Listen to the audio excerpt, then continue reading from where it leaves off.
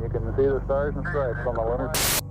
Conspiracy theories have been around for centuries. In fact, many historians believe that the American Declaration of Independence was created in response to a potential British plot that actually didn't exist. And while you may not think that you believe in any conspiracy theories, they follow such an effective cognitive formula that you might believe in one right now without even realizing it.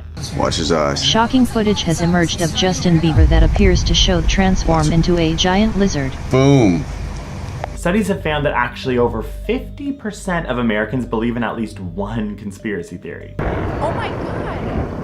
YouTube and other social media platforms have come under a lot of fire for conspiracy theory content proliferation online, so we wanted to investigate two things. One, whether or not there has been a measurable rise in conspiracy theories in recent years. And two, how conspiracy theories work to manipulate your brain so you can better defend yourself against their tactics, and ultimately find out what it means if you believe in one in the first place.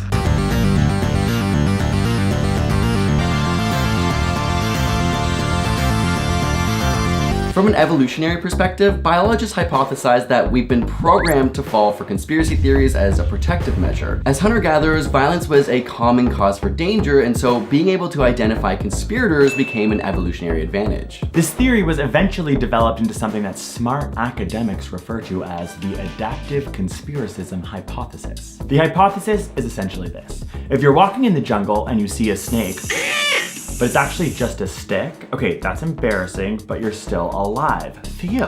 But if you're walking in the jungle and you see a stick, no biggie, but it's actually a snake, okay, oops, you step on it, it bites you, now you're dead. This explains how our brains have been programmed into thinking better safe than sorry when it comes to survival. In short, we fall for conspiracy theories because they seem like the safer option. It feels a lot better to be prepared for an enemy attack that might not even be there than to not be prepared at all. This brings us to a pattern found in many conspiracy theories that makes them so effective, and it's called the illusory pattern perception. The illusory pattern perception is a cognitive bias we humans have evolved.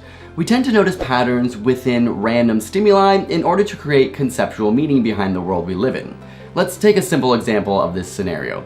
If you flipped a coin 3 times and each time you got heads, what do you think would happen next? If you're unlikely to fall victim to the illusory pattern perception of conspiracy theories, you'd say there was always a 50-50 chance that you'd get either heads or tails.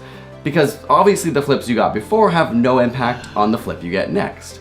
But others who are more prone to illusory pattern perception will think they're more likely to get tails, as 3 heads in a row, that's insane, it has to be tails next. They're noticing a pattern and creating a meaning behind it. We were deeply entertained by Shane Dawson's conspiracy theory videos. They made us lol, and the music was extremely effective. It's like, move over Hans Zimmer, there's a new God in town. When we started to apply our research to Shane's videos, whether he intended it or not, we could see the illusory pattern perception. He establishes a pattern and then directly correlates it to something bigger. For example, while at Chuck E. Cheese, they notice that some of the pizza slices aren't lining up perfectly, and then start to think that maybe they're old recycled pieces. Pictures of the pieces that don't fit together? That is pretty crazy. I mean, come on. It never lines up. They then see another piece of the pattern, an employee who's looking at an old pizza to see whether or not it's good enough to recycle. What's about to happen? I think he just did a quality check. Again, these are just pieces of information that are strung together to form a theory that's not necessarily substantiated. Even though there's no solid evidence, it's really entertaining and really enticing. But what's most interesting is that some people might be more convinced based on their biology. Being vulnerable to conspiracy theories has been directly linked to dopamine in your brain. In one study, after participants were given a drug to increase dopamine levels, they were more likely to exhibit the illusory pattern perception. Another study showed that people with genetically higher levels of free dopamine in their brains were more likely to believe in one or more conspiracy theories. On top of this, if you have feelings of anxiety, uncertainty, or powerlessness, it can encourage you to search for order within chaos. One study showed participants paintings that were very orderly by Victor Vasarely and paintings with a lot of disorder by Jackson Pollock. The participants were then asked to look for patterns. Everybody was able to see patterns in the orderly Vasarely paintings, but those who found more pattern in the disordered Jackson Pollocks were also more likely to believe in conspiracy theories. Just to be clear, falling for conspiracy theories does not mean that you are stupid. As humans, we are brilliant, smart animals. Like, for example, if I ever need an ego boost, I just go up to my dog and I'm like, literally compared to me, you're so dumb.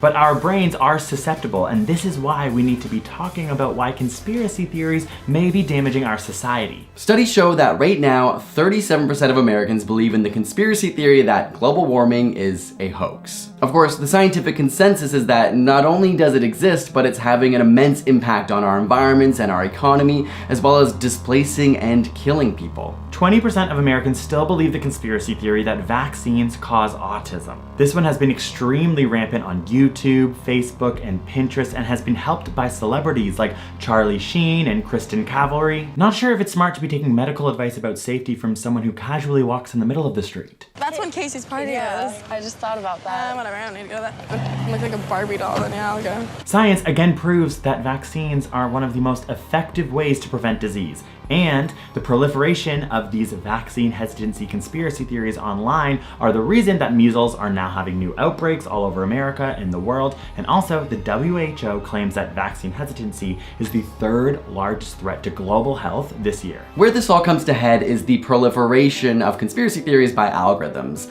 like our favorite, notorious and elusive YouTube algorithm. We're talking to you right now on a platform that is controlled by an algorithm designed to keep you here longer and have you enjoying everything you consume. So you can bet that if you watch a video that's an hour long about conspiracy theories, it's gonna know and think you like that and start suggesting stuff to you. But it's not likely to be the overly pedantic or nuanced or calm videos, but rather the really emotionally intense and stuff that, might contain misinformation. Combine the technological algorithm with your brainy biological algorithm, and you can see why YouTube has a problem on their hands. Former YouTube software engineer Guillaume Chaslot started to speak about how YouTube would actually target vulnerable people to show them conspiracy theory videos to keep them on the platform for longer. He even created a website called Algo Transparency that you can go on right now, and what it does is it shows you the top YouTube channels and the videos that they are currently recommending. While we were researching this video, at the current time we went on the website and the top 4 videos being recommended had to do with conspiracy theories or secret information. You can go check it right now, like it will be different. It's very interesting to sort of just keep up and check out what it is that YouTube is suggesting to the world right now. But interestingly, scholars have actually studied the prevalence of conspiracy theories through the years, and it actually remains pretty consistent. They do, however, say that the internet has displaced the gatekeepers, the producers, editors, and scholars who decide what is worthy of dissemination. This has caused YouTube and other platforms to start actually taking action. Like, Pinterest has actually banned all conversations about vaccines until they can figure out how to manage and stop the spread of misinformation. And YouTube doesn't take down the videos as of now, but they do demonetize anti-vax videos. YouTube has also started putting little Wikipedia blurbs underneath videos that may contain misinformation, and they claim to be reducing recommendations of borderline content. So now you know, from an evolutionary perspective, why we might fall for conspiracy theories, and the common cognitive formula that makes them work so well, and lastly, why, from a biological perspective, you might be more susceptible.